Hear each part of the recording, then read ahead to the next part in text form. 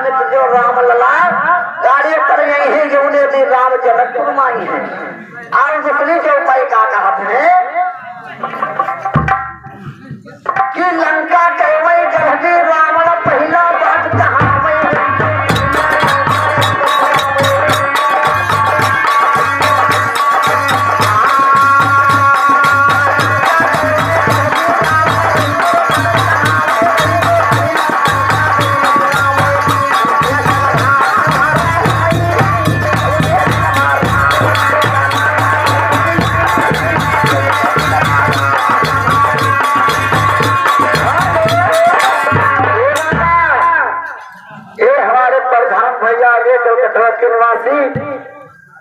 हमारे भजन पे खुश होकर 50 रुपया दे रहे हैं, लेकिन उनका कहना क्या है खाली भजन। तो हे भैया कहा गया कि लंका के मैं जब भी रावण नहीं बात कहाई है पहला डंका मैं बजवाई है जिनके संग भावर हुई है जो दिन राम जनकपुर माई है। हे भैया और क्या कहते तीसरी चौपाई कि जब भीतर से जब सीता निकली हाथ में जयमाला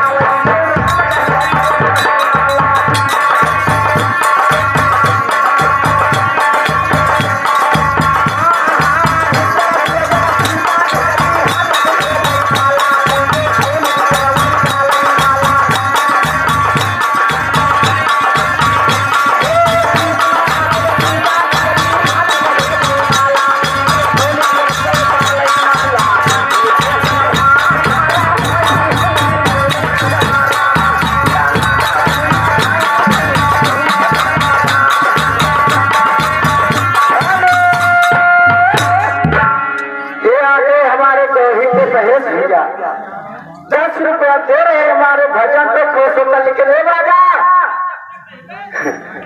अपन भजनिया काट गए हैं, भजनिया हो जाए दिन करें तो सब दिन करें तो हो जाए। हे भैया कहते हैं भीतर से वही सीता निकली हाथ लिए जयमाला राम गले छोड़ते है माला और जिनके संग भावर हुए हैं जो दिन राम जनकपुर में आई है। फिर चौथी बात का कहते हैं तुलसीदास के तुलसीदास भजो भगवाने